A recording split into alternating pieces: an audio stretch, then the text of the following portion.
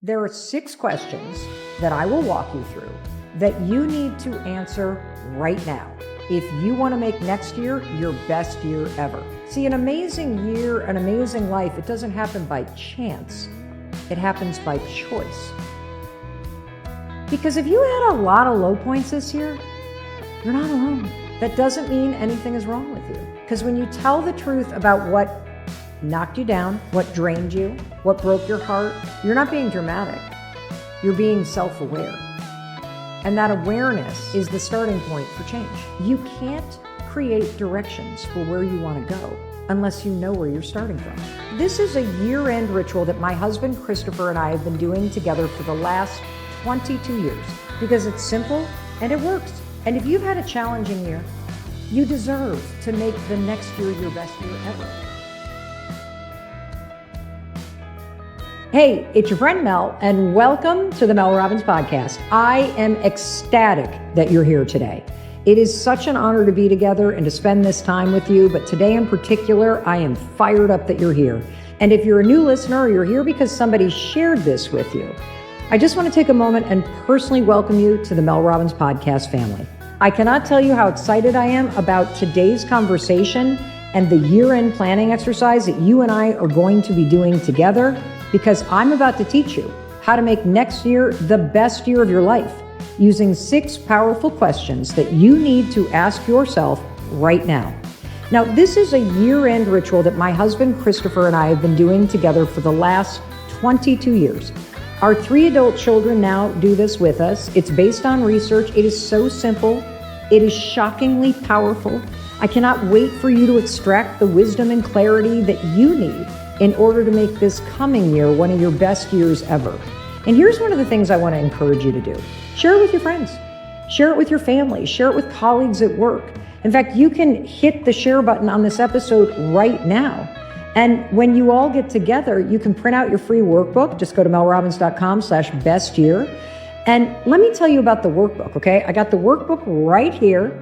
It is 20 pages long. It is beautifully designed, it is free, and we designed this because it acts as a companion to the episode that you're listening to or watching here on YouTube. And here's what I love about the workbook.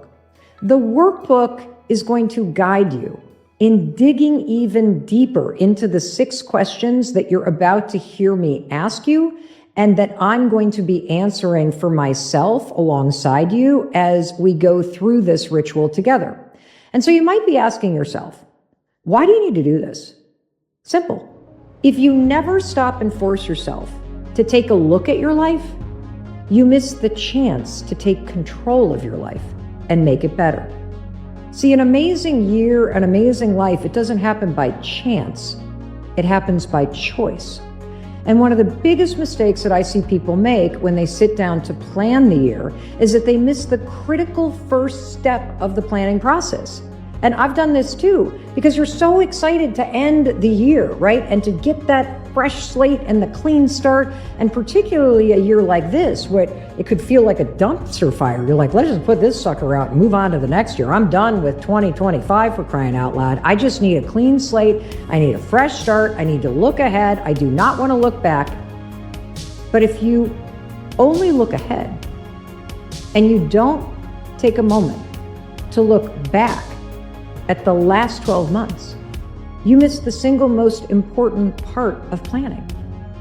And that is taking a very close look at what just happened this year. You've experienced so many things, good and bad. You've had highs, you've had lows, you've had lessons, you've had wins, you've had losses. And if you're like me, you've probably forgotten 99% of them, really. I mean, you might think you remember what happened in the last 12 months, but you don't. You can't trust your brain. And that's reason number 1 that we're going to, in a very specific way, we're going to look backward before we start to look forward. So I don't want you to answer the questions based on memory. One thing that I find very helpful is that not only are you going to have your workbook next to you, and if you don't have the workbook, no problem, you can just use a piece of paper.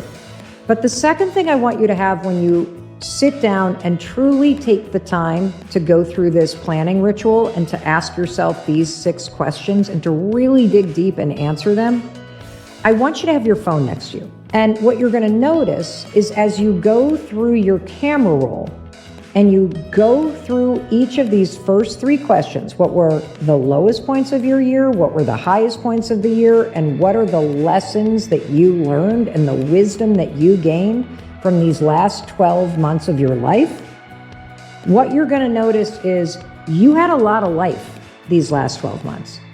There was so much wisdom. The second reason why we're going to look back, it just has to do with the mechanics of navigating and getting a set of directions. Because you may be in this moment very clear about some of the things that you would love to have happen next year. You know, kind of the goals that you have, the things that you're wishing for. Maybe you're really clear. I want to make more money. I want to take better care of myself. I'd like to see my friends more. I really want to meet the love of my life. I'd like to lose some weight. I'd like to be in better shape. I'd like to travel a little bit more. I'd like to change my job. I'd like to learn new skills. That's fantastic. But it only tells me where you want to go.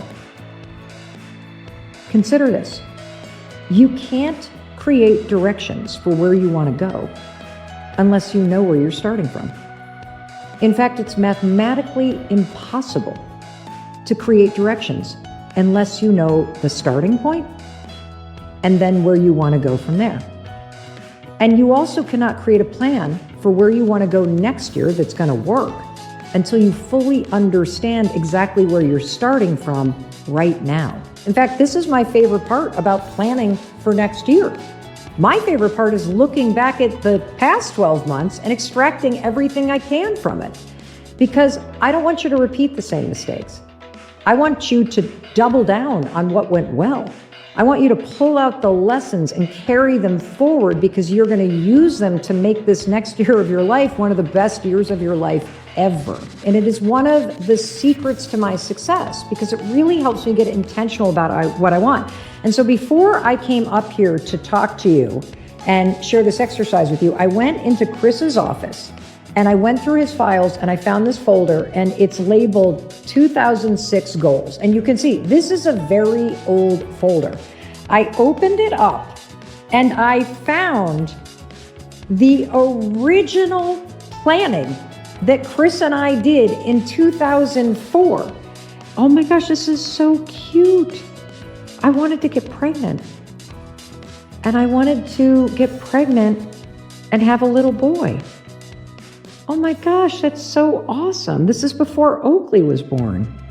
How cool. Oh gosh, I'm still working at getting out of bed. I wanted to consistently get out of bed at 6 a.m. This is so cute.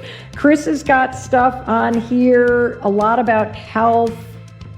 But anyway, it's just amazing to look back on this. And we started doing this with our kids about 10 years ago. And so I have been doing this for 22 years. When people ask me what is one of the secrets of your success, other than hard work and doing the things you don't feel like doing and obsessing over the details, because that's what makes you exceptional instead of just good at something, this planning exercise is an example of a secret that I have been using for 22 years. So that no matter what's going on in the world around me, I take the time to get very clear about what I want, very clear about what's working, what's not working. And I use this exercise, if I really think about it in the broadest sense, as a way to change the settings in my mind. This is what a lot of the neuroscientists have talked about on this podcast, to intentionally program my mind and let it know what's important to me. There's one piece of research I want to call your attention to. It's from California State University and UCLA, and they looked just at the act of writing a short letter to your future self. Now, this research appeared in the Journal of Experimental Psychology Applied, and here's what the research found. When you spend even a few minutes connecting the dots between who you've been, who you are right now, and who you want to become in the future, research shows that you feel even more closely bonded to the future version of you. Isn't that kind of cool? That just taking the time right now with me, or if you're going to do this whole process after you listen and watch once through, and then you're going to go and do it with people that you care about. Simply taking the time to look at the last 12 months, to think about the future, to write all this stuff down, you're going to feel more strongly connected to the version of you that you see in the future. In the study, the people who took the time to connect the dots between who I have been and who I really want to become, they exercise more. They were more intentional about how they went through their day-to-day life. Just a tiny writing exercise changed real-world behavior. And that's exactly what answering these 6 questions is going to do for you. Because you're taking the time to do this. And that means you're intentionally creating this bridge between where you are right now and the version of yourself in the future that you want to grow into. Makes sense, right? Of course it does. So let's go through the first 3 questions. And we're going to do this together. And question number 1 is, what were the low points of your year? And here's why I want to start here. I want to start with what were the lowest points of your year? Because if you had a lot of low points this year, you're not alone. I mean, you might be waking up most days with this low-grade sense of dread right now. Maybe you've been in a constant state of worry. It's been in the back of your mind. You're constantly worried about money or politics or war or the climate or your kids or parents or your health or all of it. So if life has felt hard a lot of the time these last 12 months, here's the first thing I want you to know. That doesn't mean it was a bad year. That doesn't mean anything is wrong with you. First of all, it means you're alive and you're paying attention. And I don't want you to beat yourself up, because here's the funny thing about low moments and hard years. If I think about my life, not that anybody deserves a hard year, but if I think about my life, I learned the most and made the biggest positive changes in my life after the hardest years of my life. And that's not to say that you deserve to be struggling. I'm not saying that at all. But there is a connection between those years where there's a lot of heavy stuff going on and this internal resolve and just like, that you need to say, I have to not have that happen again. I have to make a change. And there's also a big science-backed benefit, by the way, to starting here and to looking at the low moments and to looking square in the face at what was hard. Spending time with this question, what were the low moments, as difficult as it may be? This is actually good for you and me. There's this study that was published in 2018, and it was done by researchers at UC Irvine and Penn State. And here's what they did. They tracked what happened when people had hard things happen and then just shoved down the emotions, tried to move on, and never sat down to intentionally process what happened or what they're feeling about it. And the research is very clear on this, that you do need to sit down. It is important to just take a moment and face the lowest parts of the year, acknowledge it. And here's why: it gives your brain a chance to process what happened. Listen to this. The researchers found that when people don't do this, when you just try to move on, let's just make next year a great year, even though this year was a dumpster fire and I hated every second. No. Researchers found that if you just try to move on, when you let the negative emotions just sort of happen. Listen to this. The researchers found that when people don't do this, when you just try to move on, let's just make next year a great year, even though this year was a dumpster fire and I hated every second. No. Researchers found that if you just try to move on, when you let the negative emotions just sort of stick down, deep down there and ignore it, those feelings stay in your body. You're going to feel more stressed. You're going to have more issues with your physical health. Everyday life starts to feel harder. But when you really take a moment to acknowledge what was hard and you write it down, you know what you're doing? You're freeing yourself of the weight of it. There's also really cool insights from Ethan Kross, who's a psychology professor at the University of Michigan, who appeared on this podcast. Professor Kross says that taking the time to do an exercise like this, you know what it does? It also puts distance between you and your negative thoughts about it. Isn't that kind of cool? Because we kind of think it's the opposite. If we just ignore it and we try to move on and set new goals, that somehow we're distancing ourselves. It's the opposite. You subconsciously drag it with you. Acknowledging it. It's a way to untangle the loops that are running in your subconscious that are pulling you down and create distance from those things that happen so that we can get into an intentional mindset that's going to give you clarity and that's going to help you make better decisions and that's going to help you focus on what's ahead instead of trying to outrun what was behind. Don't you think this is so cool? I love this stuff. I absolutely love this stuff. And so I'm going to start scrolling through my camera right now. And I know it can be hard to look back, but I'm telling you, it's going to be the key to move forward. And so get out your camera roll.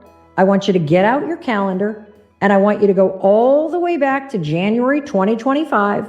And I want you to think about question number 1, what were the low moments? And I also want you to think about question number 2, what were the high moments, the highlights, the things that were amazing, or maybe the little things that happened that are, you even forgot it happened, but it brought you so much joy. And the reason why I'm asking you to hold both of those questions in your mind is because you're going to start scrolling through your camera. It's going to happen to me too. And you're going to see both. You're going to see both. And you're going to see things like, oh my gosh, I totally forgot that my aunt was sick and was in the hospital. I forgot how many days I showed up and was there to support her. Oh my gosh, I forgot about that snowstorm when the boiler went out. Or, oh wow, I had to miss out on my family vacation because work got so crazy and work made me miss out on it. Maybe you're going to see that money was tighter than normal. Maybe you lost a job. Maybe business slowed way down. Maybe somebody that you love is no longer here. Maybe you had a plan, to lose 25 pounds at the beginning of last year, but it all fell apart because you've been stressed out, you've been caring for everybody else, and so you never carved out the time for yourself because your aging parents needed you. And here's one other thing I'm going to invite you to do. If at the end of last year, you did set some goals for yourself this year, bring them to this exercise. Because maybe you said you were going to get a promotion, or you were going to find the one, or you were going to buy a house, or you were going to get into the program, or that you were going to see your friends. And maybe none of that happened. What I'm going to tell you is it probably didn't happen because you never looked back to understand where you were starting from. Because when you look back and realize, whoa, I spent my entire year taking care of young kids and taking care of my aging parents, and I was in school at night and I was also working full time, you're going to have some compassion for yourself. You're going to realize that part of being successful in achieving your goals is in being realistic about what your life looks like right now and being realistic about what you can fit in and succeed at. And when you start from there, we can create a set of directions to get you where you want to go. We can create something that's both realistic and attainable and also inspiring to dream about. And when you set goals and a vision for how this is going to be the best year of your life that are in direct response to what you experienced in the last 12 months and where you are right now, these goals, they become personal. They're no longer, I should do this because the internet says so. They're you know what? I need to do this. I want to do this. I get to do this because I want to feel better. And this is what psychologists call intrinsic motivation. It's the internal fuel that comes from you having a deeply personal meaning tied to the types of things you want to change this year. Because if it really matters to you to not be lonely again this year, because as you scrolled through the photos, you're like, I didn't spend any time with my friends. No wonder I'm really lonely. It really matters to me. Like, this is something I deserve. This is something I need. This is something I get to do, is to prioritize this. If I saw my friends more, it would be one of the best years ever. Well, when you can connect what you want to do to that deep intrinsic meaning for you, you will do something about it because you know why it matters to you. If you keep seeing yourself standing in the back of every photo because you don't like how you look, if you see yourself taking photos of your family, but you're sitting on the bench while they're off on the hike, if it really matters to you to not be out of breath when you're walking up the stairs, because you're starting to say, hey, some of the low moments is I didn't opt in. I didn't feel good about myself. I didn't participate with my kids or my friends the way that I wanted to. When you connect it to something you deserve, when you connect it to something that will make your year better, when you do it for you, because you get to, and because you deserve to, that's that intrinsic motivation. That's how we create the best year ever. And that's why you can't skip this question. Okay, here's a major low point for me. I don't even want to show you this photo. This is me on January 26th. I am so sick. I missed a friend's wedding. I had worked myself into the ground. I was in bed for 4 days.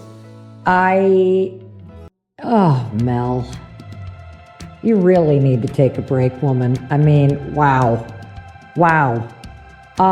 Okay, let's keep going back. There's lots of photos of hotels, of airports, of me on the go. You know, and look, I can't really complain about work because I'm self-employed. I did it to myself. And this year has been just unbelievable. I think it's like the highlight of my career. That said, I did not take care of myself at all. I was inconsistent with exercise. I could get my morning walk in, but you know how all the experts are constantly like, you got to get a lot of protein, you got to do your resistance training, you got to stay hydrated. I did not do a good job of that. I mean, how could I if I was just go? It's so hard. It's hard to implement the advice when you're constantly stressed and you're constantly worried. And it's not even that it was like negative stress. It was just constantly on the go. And you might see that too, that in and among all the photos, what you're not seeing is you taking care of yourself. You're just seeing yourself on the move and doing things. And that's very, very evident that despite the fact that I really wanted to take better care of myself, I'm embarrassed to tell you it was even a goal last year of mine to do more strength training, to eat more protein, because that's what so many experts come on this show and tell us over and over again, whether they're a neurologist or a cardiologist or a psychologist, or it's women's hormones, or it's muscular health, or any of it. Like, everybody's saying this. I did not do a great job of that. Not at all.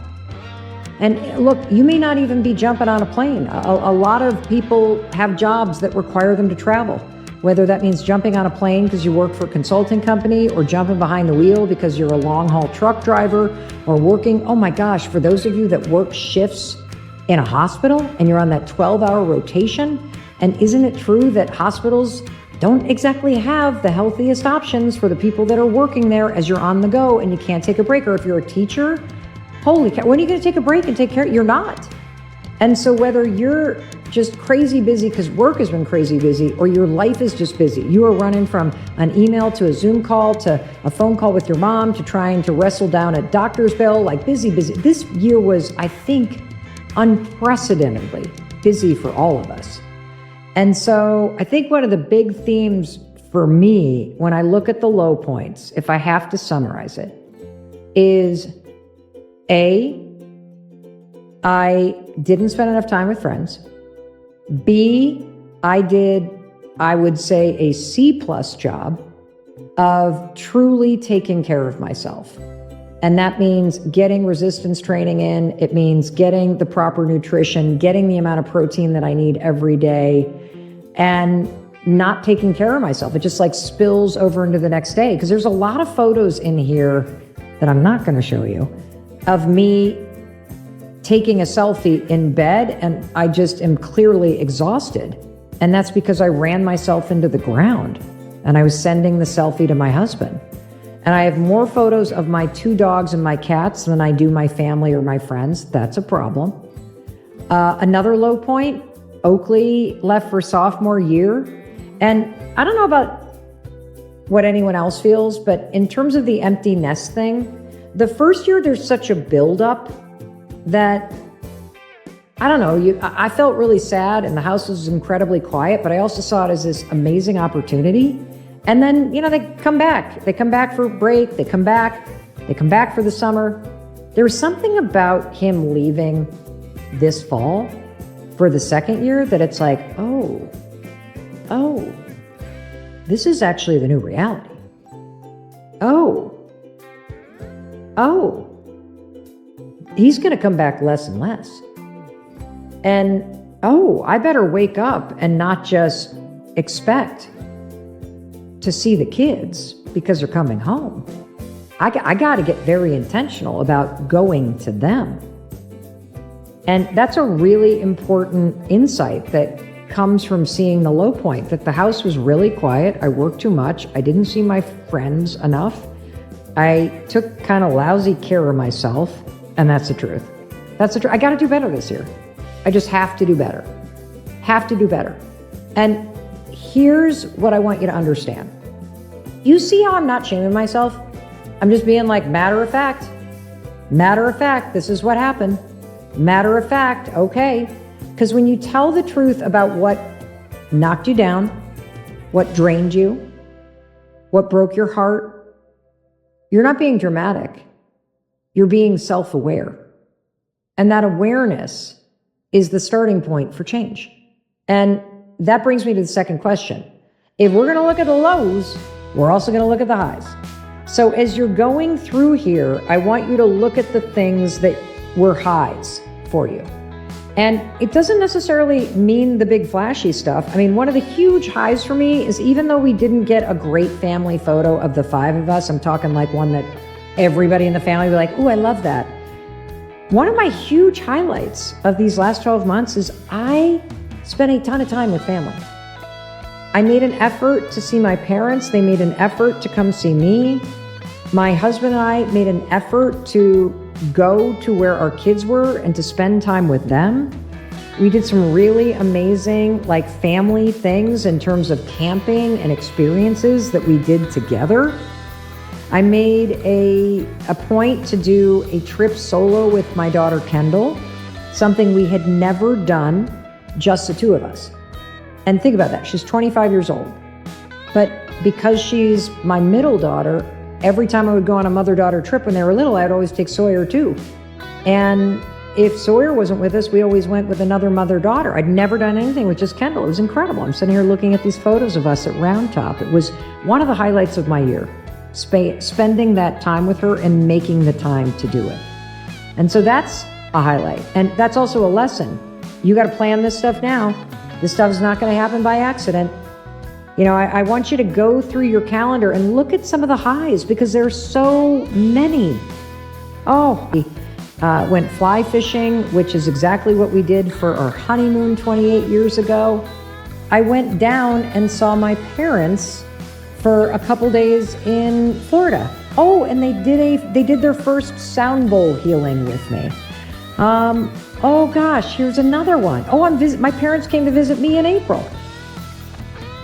Here we all are together again in May in Chicago. You know what is interesting about this? Is that I have this narrative that I don't see my parents a lot. And yet here, right on my photo roll, before the middle of May, I had seen my folks 4 times this year, which is huge when you consider that we live a 16-hour drive apart from one another. Isn't that interesting? You're going to actually see a lot of things in this that might also challenge the way you beat yourself up. Jesse's baby. Jesse had a baby. It was our first baby here at 143 Studios. The highs show you what you want more of. The highs show you what you're willing to work for. What I also love about the highs is that you're going to notice there are these small moments that really are the big moments. Here's a photo that I'm looking at right now of Chris and Oakley and I. We went and surprised him. He was playing at this big ultimate tournament, and he's got tears in his eyes as he's just hugged Chris and he couldn't believe we were there. That was a huge high for me, that moment. It's the little stuff, honestly, that you're going to notice are the things that really mean a lot to you. Maybe you're in a job where you sit all day, but this year you started walking in the morning. And you see photos in your camera roll of, the little hearts, whether it's the rocks or the leaves or things on your walks that you noticed. There were tons of flowers on my camera roll. Maybe it was a really good book that you read. I read one of my favorite books of all time. This was The Emperor of Gladness this year. Or it was a photo or a painting that you hung in your living room that makes you smile every time you walk past it. All of that counts. Like anything that puts a smile or a, oh, on, your heart. Oh, one of the most amazing highs was we went to the Coldplay concert. And if you've ever been to a Coldplay concert, they do all these explosions of confetti. In fact, it's the thing that inspired me to shower the audience with huge ticker tape confetti at the Let Them tour. Wait till you experience this if you're coming on tour with us in 2026. And there are all these photos from this summer when we were at the Coldplay concert and the confetti flying through the air and our kids in it. That is something I'm going to remember. The smile and the oh, because the more you look for good things, the more you see them. And, I've already said that I kind of feel like I am in the single biggest moment of my career. That what has happened this year in my life, in my career, with this podcast, with the Let Them Theory book, it is nothing short of jaw-dropping. Like never in my wildest dreams could I have imagined what has happened. And so I do want to take a moment and just thank you, because you're a huge highlight of my year. The way that you showed up for yourself and started listening to a podcast that makes you feel good and that empowers you to make changes in your life that make you feel better. We are the #1 most followed show on all of Apple Podcasts. Are you kidding me? My jaw's on the floor. The #1 most shared episode on all of Apple Podcasts is a Mel Robbins podcast episode, the one that we did with Dr. Stacy Sims from Stanford, who came on and taught us how to do the body reset. In fact, I was joking with her this morning. I'm like, I blame you, Dr. Sims. I blame you because you're the one that told me I had to start doing resistance training. You're the one that told me the importance and the critical nature of getting complete protein in my life. You're the one that put me on this journey of understanding that I needed to do this, because it's very hard to get the amount of protein that you need. It's very hard to do the resistance training when you're constantly as busy as you and I are, but we're doing it. Another thing I have to thank you for is the Let Them Theory book. The Let Them Theory book is the #1 book in the world. And look, you can write a great book and it can do really well. And that's an incredible thing that is very, very rare. But the Let Them Theory is almost beyond description because it has become an actual phenomenon. You don't just have a book come along that 8 million people read or listen to in 11 months. What that tells me is that the Let Them Theory and the book and the experience of reading and listening to it, that it not only empowered you, but it was something that you felt was so empowering that you were giving it to other people and you were recommending it. And so it's a real highlight of my life and my career. And I think it's important for you, when you have a win, that you claim it too, that you celebrate it too. And so thank you. Thank you for being a huge part of this success. Thank you for being interested in making your life better. Thank you for recommending the episodes that have made a difference for you with the people that you care about. I am deeply humbled by what's happening. And then that brings me to the Let Them tour. That was one of the most fun and rewarding experiences of my life. I met so many of you in person. You know, when I sit here above my garage or I'm in the studios in downtown Boston, I don't see you. And I don't see what you're doing with this. As you're doing this, I can imagine it because I read the comments and I read the emails you send in the inbox and we circulate those to the team. But it was so extraordinary to be in the same room with you and to feel the collective energy that happens when you're with a group of people who want the best for themselves and they want it for everybody around them too. I mean, that's just extraordinary. But the single best part was actually doing the tour experience with my daughter Sawyer and my daughter Kendall. I don't know why I thought that doing skits in front of a live audience about our mother-daughter issues would be fun, because it wasn't fun until we kind of got into the rhythm of it. But here's the thing that I will claim as the highlight. The highlight is that at the age of 56, I forced myself to do something I had never done before. I'd never acted, I'd never done comedy, I'd never put on a show like that. And it was so hard and so incredible at the same time. And I just grew and I grew and I grew because of it. So don't overthink it. Just scroll through the photos, scroll through your calendars, and ask yourself, was it fun? Did this experience lighten you up? Did it make you feel like yourself? Is there something about this that makes you want to do more of it in the coming year? If the answer is yes, it goes on the list. This was a highlight. And, you know, I even kind of shudder to tell you the good stuff about me because it's so once in a lifetime stuff. But if you've got something that's once in a lifetime, your first baby was born, your grandchild was born, you got married to the love of your life. If you put on an art exhibit at your local town and people showed up, that's a high. If you got into nursing school, if you got through nursing school, if you decided that you were going to change your major because you didn't like accounting or medicine, that's a high. Claim these things because they say something about you. What did you learn about yourself this past year? This is where I want you to dig, because you've already done a lot of the legwork for this part.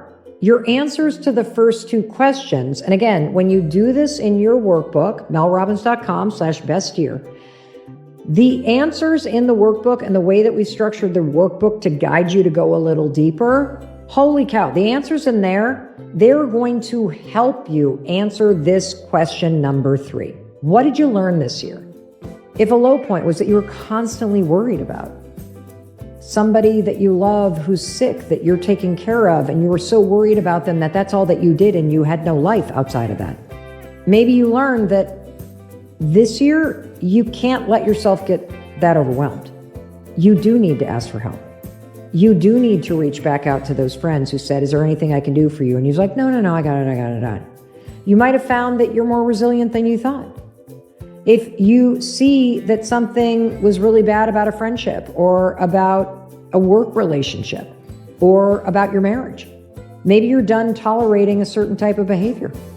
Maybe you learned that you're capable of changing your careers or that you need help with your mental health. And there's no shame in that. See, the highlights and the hard parts, the highs and the lows, they're not just memories, they're data. Those experiences are telling you something about what you like, about what you don't like, about what you need more of, what you never want to go through again. And so just sit with this for a bit. And for me, when I look at question number 3, given everything that happened this year, what did I learn about myself? What I learned about myself is, number 1, I love spending time with you. I love spending time with you in real life, not just on this podcast, but I love meeting you in person. And I'm not just saying that.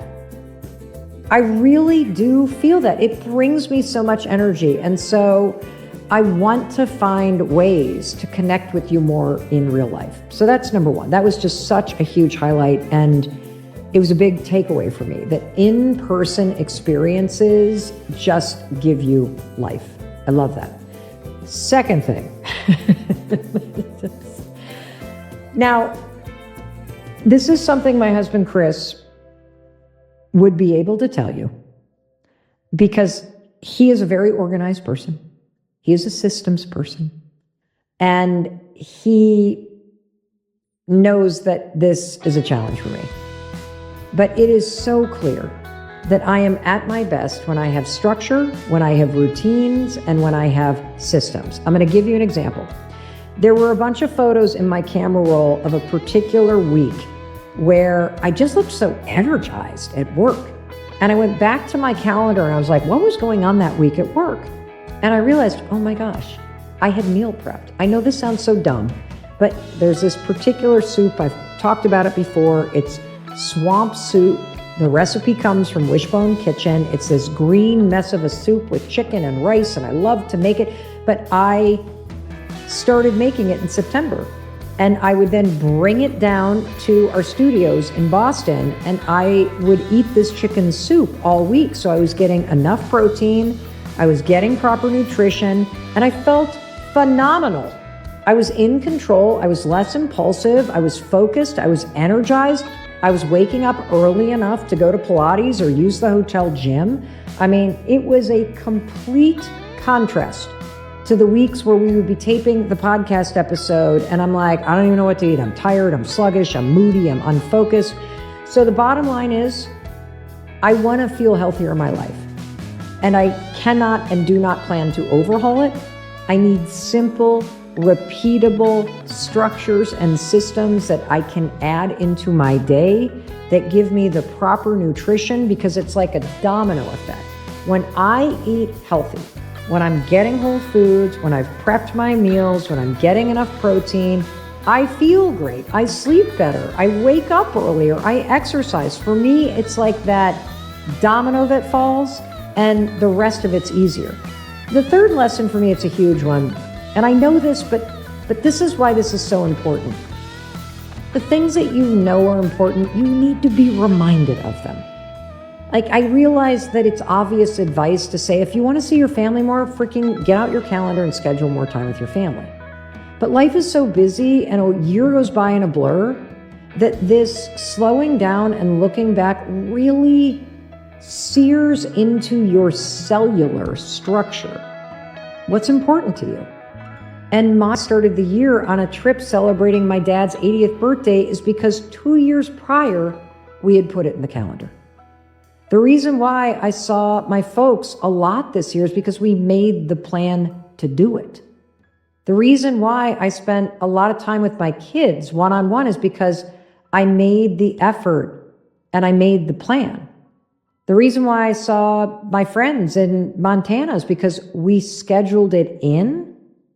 And it's a reminder of how fast a year goes, how fast it's just all over. It puts into focus that love, it's really the only thing that matters. I mean, isn't that the truth? And I need to keep that front and center, because the things that were the highs about my life this year were all about other people. And this is backed by research. Professor Carl Pillemer at Cornell University, he runs Cornell's Legacy Project, where he studies people in their 80s, 90s, and their 100s. And they look at what are the top regrets of people who are nearing the end of their life. And their top regret is leaving things unsaid. It's not spending time with the people that you cared about when they were here and when you had the ability to do it. Another piece of research, the Harvard study of adult development, relationships are the #1 predictor of whether or not you live a good life. And this year, every single high that I had was because I was spending it with people that I love. And I am proud of myself of building good habits. That's another lesson. I'm proud of myself, and I want you to look at what are you proud of. Like, there's a bunch of habits from the experts that were on the Mel Robbins podcast this year that I really was good about, despite how busy things were. Number one, I was fantastic about getting out for a daily walk. No matter where I was on the planet, I was out for a daily walk. And I see myself all over the place walking, a lot of times alone because I'm traveling for work, but I'm still doing it. I got rid of the plastic cutting boards in our kitchen and all the plastic containers that you store things in. I feel good about that. My husband and I both go to therapy, and it's really improved our relationship, and I certainly feel like a better version of myself. And the other thing is, I use the let them theory. I am a different person because of the let them theory. I had no clue how controlling I was and how judgy I was. And the let them theory has made me a better person from the inside out, because it's taught me how to just truly let people be who they are, let them think what they're going to think, and resist the urge to control them or change them or be upset with them when they don't meet my expectations. I'm a more compassionate person. I feel more peaceful. I hope as you've used the let them theory, part of what you can reflect on is how good it feels to stop controlling everyone and everything and just focus on the let me part. And so that's a huge thing I'm going to carry forward because I love how I feel using this theory.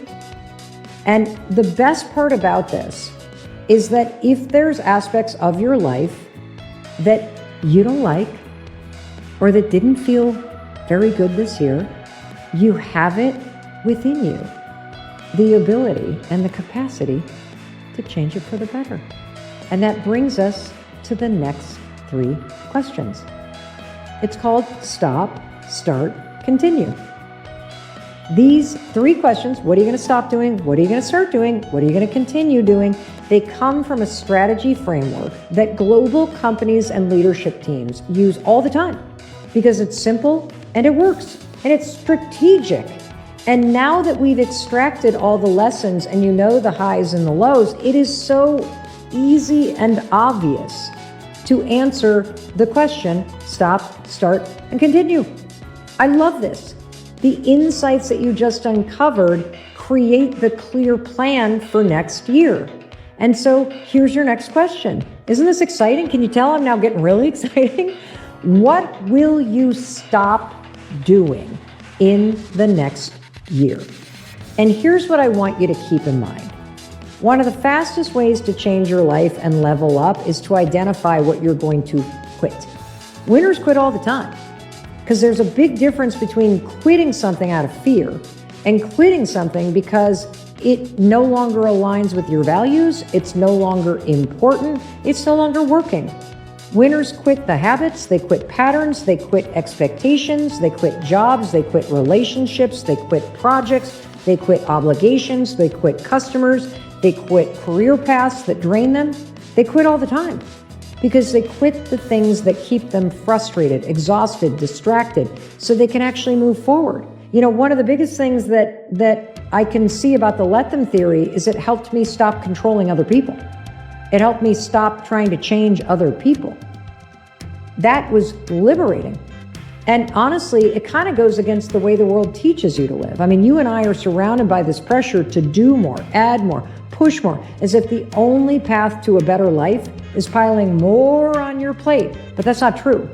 One of our guests this year on the Mel Robbins podcast, Georgetown University professor Cal Newport, who's an expert on time and productivity, said something that really struck me. Real productivity isn't about doing more. It's about focusing on what really matters. Subtraction before addition. Subtraction because it creates room for what matters. That's why this question is so important. It forces you to stop everything and start being deliberate. So when you ask yourself, what do I need to stop doing? You're not giving up, you're getting strategic. And here's a couple examples of what you need to stop doing. I need to stop going into a job every day that makes me miserable. I need to stop telling myself that it's a very hard economy and I'm never going to find a job. I need to stop telling myself that I'm never going to meet the one.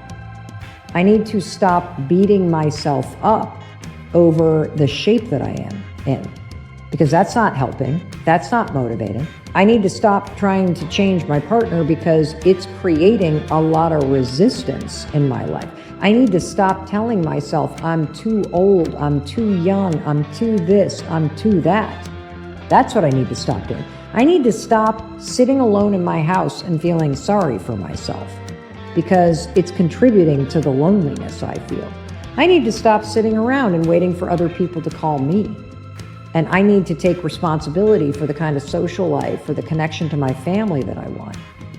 When you decide to stop because it no longer serves you, it's a waste of your time. It's frustrating. It's stupid. It's annoying. Your values have changed. Your priorities have changed. You're going to make a decision to stop. Stopping becomes the lever that moves you forward rather than this weight that's holding you back. And so as your friend, I'm going to ask you, What are you going to stop doing next year? You going to stop doom scrolling every night before bed and then getting a crappy night's sleep? Will you stop being available 24/7 for work texts and emails? Will you stop comparing yourself to strangers online or to your sister or your best friend? Will you stop blaming yourself for things that were never yours to carry in the first place? How about you stop giving your time to relationships that never give anything back? I know one thing that I'm going to stop.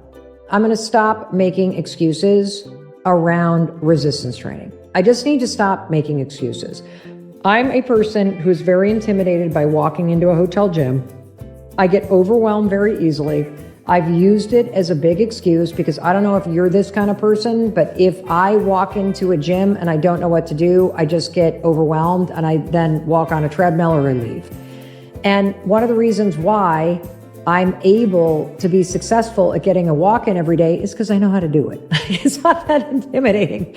And you don't need equipment and you don't need what to do and you don't need to manage anything. You can do it anywhere you are. So I've been able to fit that in. But I need to stop making excuses about this. And I know what I need. Everybody's talking about resistance training and protein and proper nutrition. And I just have to stop making excuses about this.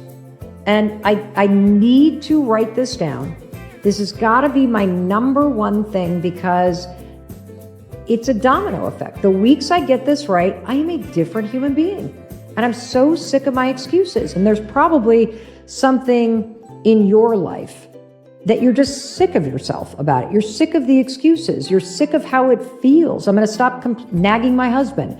I'm going to stop micromanaging my kids. I'm going to stop checking my ex's location all the time. I'm going to stop, whatever it is for you. It's like I invite you to think about the thing, and it's important to have one. You can write down a bunch more, but I really want you to have a big one because then you're going to be successful at it. And I already know what I need to do. And that brings me to the second question that you're going to answer, which is, what are you going to continue doing? What are you going to continue doing? And my continue doing kind of ties to what I'm going to stop doing. So I'm going to stop making excuses around exercise, and I'm going to come up with a 7-day plan. 4 of it involves resistance training, 2 upper body, 2 leg days. Boom, we're done. I can do the same boring exercises, 30 minutes or less. The other 3 days I get to do what I want. I can walk, I can do Pilates, I can do whatever I want, okay? I'm going to continue to lean into AI. And here's why I want to do that. I use AI at work. We have incredible tools that we have built that are really amazing for how we run business. But I realized I'm not leaning into it in my personal life. And I had this epiphany when we did an episode this year about AI with an expert on AI. And I just kept thinking about how little I know about it when it comes to how you can use it as a tool to help you be more of yourself, to help you find time to do the things that are super meaningful for you. I mean, right now, if I'm being honest with you, I kind of use AI personally almost like Google. You know, you type in something and you're searching for something. And to me, this is really important to just share about because I really do think women in particular, and those of you that are a little bit older like me, as a 57-year-old woman, I do not want you to be left behind. And women, they estimate, are fallen behind at a rate of like 25%. And just consider that this moment is sort of like saying, oh, I just don't want to learn email. I don't want to use a cell phone. Okay, well, that's your choice, but how are you going to connect with people? How are you going to be successful in a job? How are you going to be able to stay in touch with your kids or your grandkids? And on that topic, I want to know what my kids are using. And I do have concerns like you do about how fast AI is evolving and how unregulated it seems. I'm concerned about the impact on the environment. I'm concerned about privacy and about data. But how could I possibly be an effective advocate for regulation or change if I don't even use it or understand it? It's easy to sit on the sidelines and cross your arms and complain about all the things that are scary. but you're going to be much more effective at being part of a positive change if you actually understand how to use it. And so here's how I'm using it. I figured out the other day, because we wanted to meet our son halfway between where we live and where he lives on a Sunday night in the middle of nowhere in Vermont. And I asked it to help me find all the options for places midway that we could meet, restaurants that were actually open and that had a place to walk the dogs within a mile of the restaurant. Honest to God, this is what and it spit it out in like 10 seconds. I was like, what? And then I asked it a few more. So it helped me be able to make decisions and connect with Oak. So I'm going to continue leaning into it, because now that I've kind of gotten a taste of how it can help me, I mean, this is going to sound weird, but almost feel a little bit more human. Like I don't want to spend time stressing about that stuff. And so I'm going to continue leaning in and finding ways to save time and solve problems so that I can focus on the stuff that's meaningful.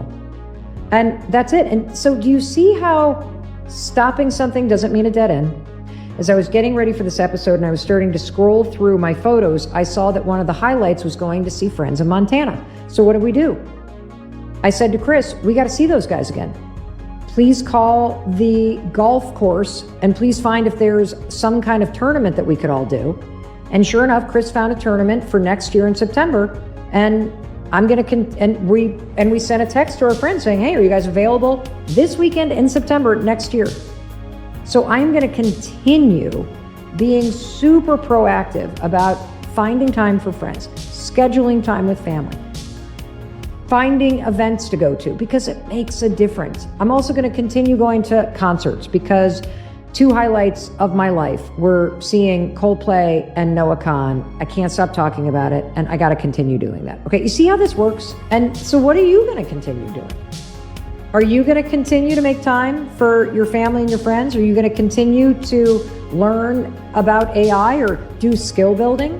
Things that you've been wanting to make time for? Are you going to continue to show up for your family? Are you going to continue going to school or continue like improving your skills at work? What do you want to continue doing?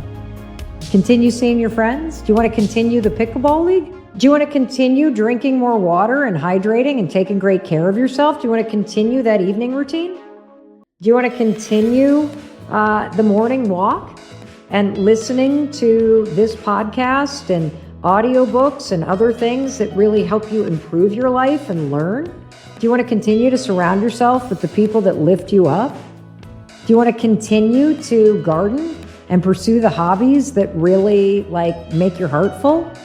Do you want to continue to sing in the church choir or continue learning the guitar? And one of the things that I hope you'll put on the list is that you're going to continue using the Lethem theory, that will continue protecting your peace. You'll continue really protecting your time and energy. You'll continue to feel empowered. You'll continue to work on accepting people for who they are, who they're not, and continue to draw better boundaries around the people that, gosh, they just are who they are. And that's never going to change. And so maybe you're going to be one of the millions and millions of people that say, you know, I'm going to continue using this Lethem theory because, boy, it's really working. Okay, final question. What are you going to start doing this year? This is the question where you get clear on what you're going to begin. And remember, a start doesn't have to be dramatic. Maybe you're going to start walking with a neighbor 3 mornings a week, or you're going to start a walking group. I did that when I first moved to Vermont. Guess what? It's something that still continues. Maybe you're going to start therapy. Maybe you'll start going to bed 30 minutes earlier and for real not sleeping next to your phone. For real, like putting it in the other room. Maybe you'll start showing up differently at work and you'll start speaking up for yourself and sharing your ideas in meetings. Maybe it's traveling, even if it's just taking a day trip, or speaking another language, or you're going to start dating again because this last year was the year that you had your heart broken.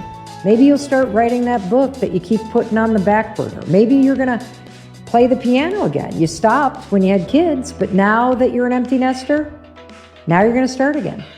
You know, I want you to rediscover all the fun and the challenge of starting something new. And when it comes to what I'm going to start, this is a big one. There's a lot of little things that I'm going to start, but I want to tell you about this big one. And I can't even believe that I'm saying this. This is the first time I have said this out loud. I feel a little weird. I have butterflies, but you're the first person that should know. I am starting a new company and I can finally tell you about it. It's a new company called Pure Genius. And I am so excited about this. I have not been this excited about starting something new since I started the Mel Robbins podcast. And this is a personal thing that has happened for me. And so I kind of want to tell you the story because you've heard me complaining about how this entire year, a lot of the lows was that I was traveling and I let myself go. And I found it incredibly hard to eat healthy and to get the amount of protein in that I needed and to build muscle. And I know you find it hard to do those things too. This goes back to the beginning of the podcast. I looked back at all the experts that have been on the Mel Robbins podcast. I have a list here. This all began back in June of 2023, episode number 77. We had Dr. Amy Shaw on. And she is a triple board certified Ivy League educated medical doctor who talks all about nutrition and health. And she started talking all about the importance of protein. And then 10 episodes later, she came back to talk about menopause and hormones and the absolute critical nature of building muscle, of resistance training, and of protein.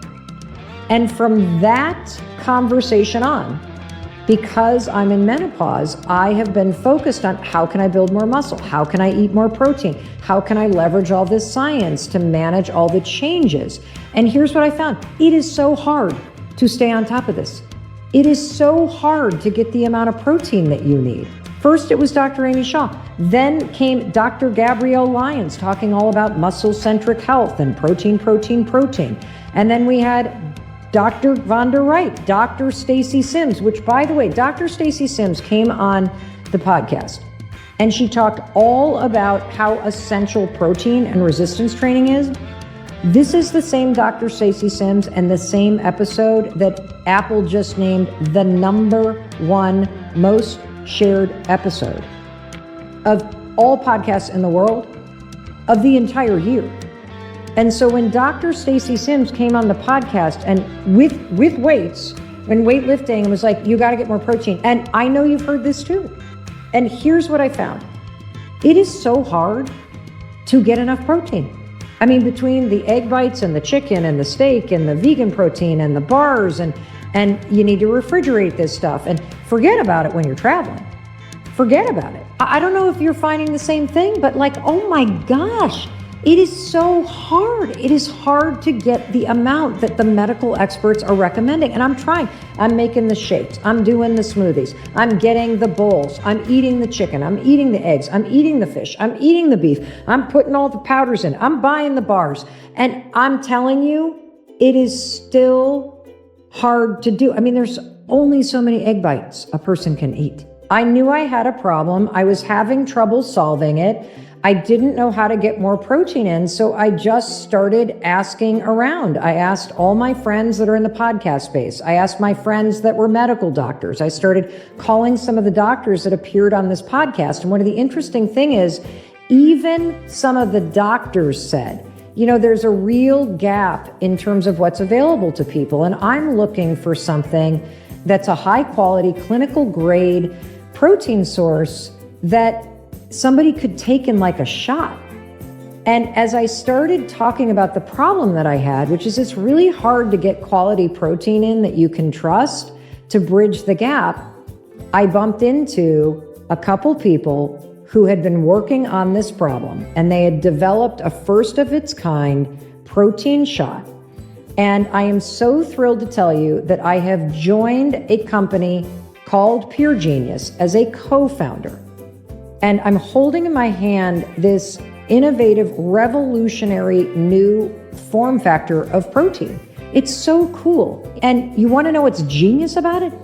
Inside these 3 ounces that fit in the palm of your hand is 23 grams of a complete protein. It has all the amino acids that all of the medical experts recommend that you and I get for muscle building. And so this was a solution to a problem that I was facing, that everybody in my life was facing. So as soon as I decided I was going to get involved, the first phone call I made, can you guess? Dr. Amy Shaw, the medical expert that had appeared on this podcast in 2023 and first taught me and you the importance of protein and building muscle, particularly when it comes to hormone health, when it comes to longevity. And so I called her and I said, Dr. Shaw, I am going to jump into this project. I'm really excited about it. Would you ever go to California with me and go to the lab and kick the tires with me? Because I'm not the expert in this, but you're the expert in this. You're triple board certified, Ivy educated medical doctor who's recommending protein. Will you come and check this out? And she's like, of course I will.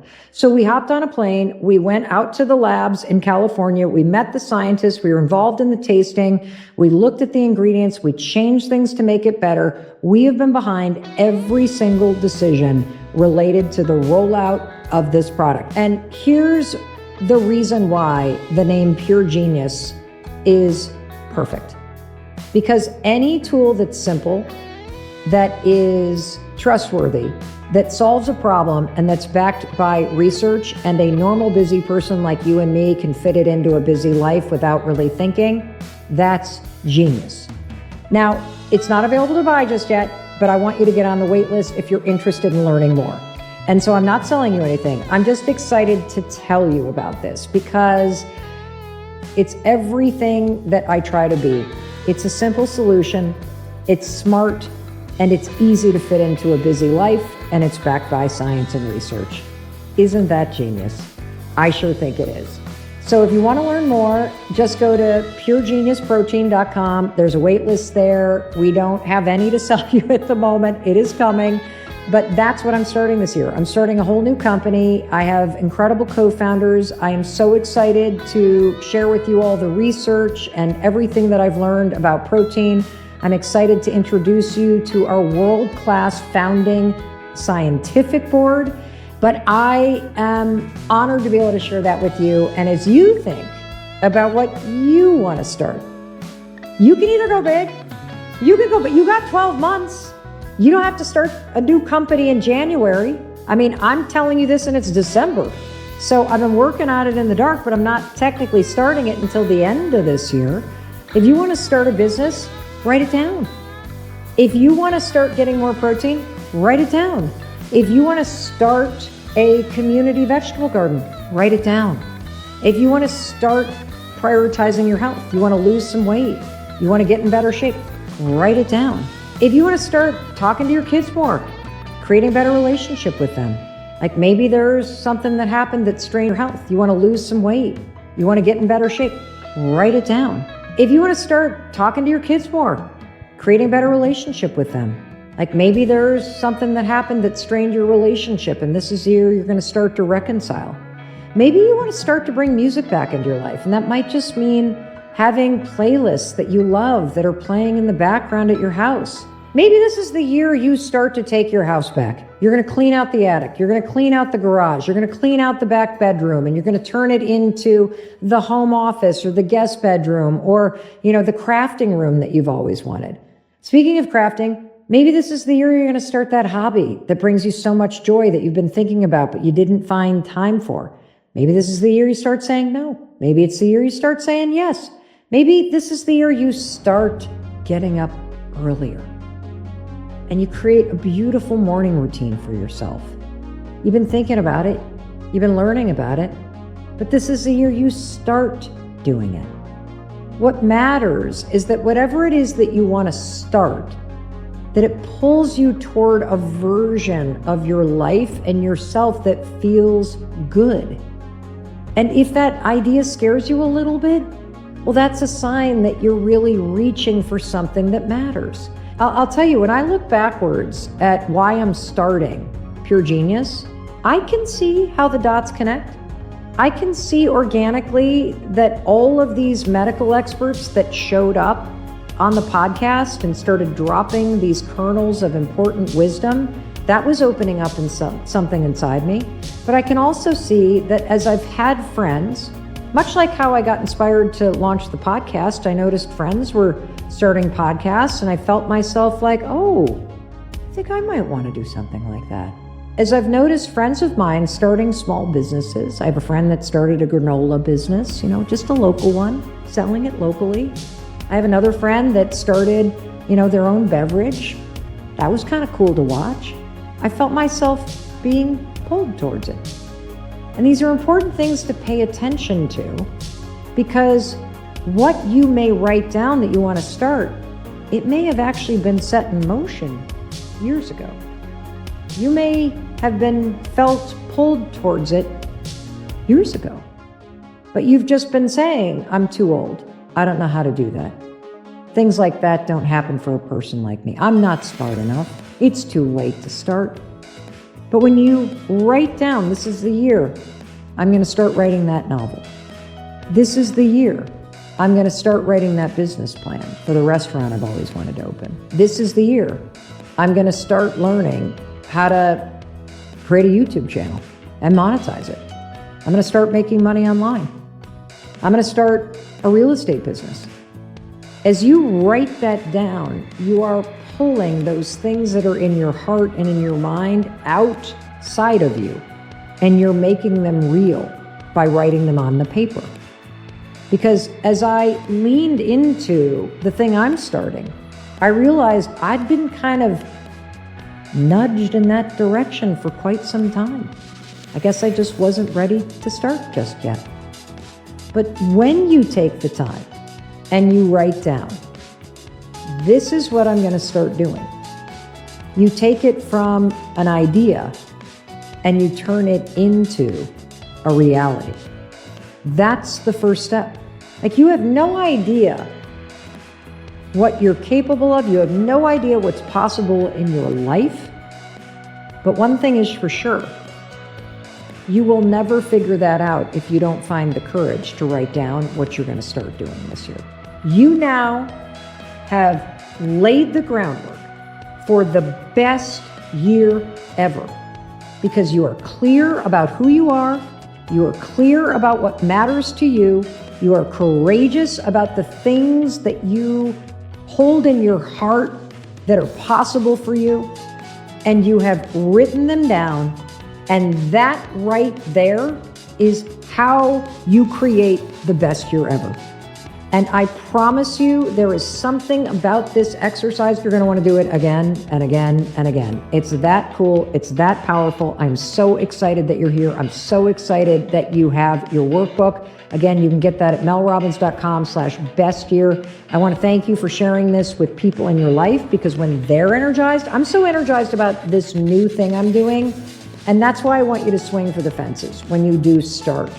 Because if you take on something that you don't know how to do, you take on something that's new, you take on something that you're interested in, it infuses you with so much excitement. It makes you interesting. It makes your life interesting simply to take something on where you're going to learn and you're going to grow. And boy, do I want that for you. And in case no one else tells you, I wanted to be sure to tell you that I love you and I believe in you and I believe in your ability to create a better life. And what you and I just did today is the step-by-step roadmap for how you do it. Alrighty, I will be waiting for you in the very next episode. I'll welcome you in the moment you hit play. Thank you for watching all the way to the end here on YouTube. Do not forget to get your workbook. Thank you for sharing this with people that you care about. Thank you also for hitting subscribe. I mean, of all episodes, this is one to hit subscribe. It's free and it's how you say, hey, Mel, thanks for showing up and supporting me. Hey, Mel's team, thanks for showing up and supporting me with all this free stuff.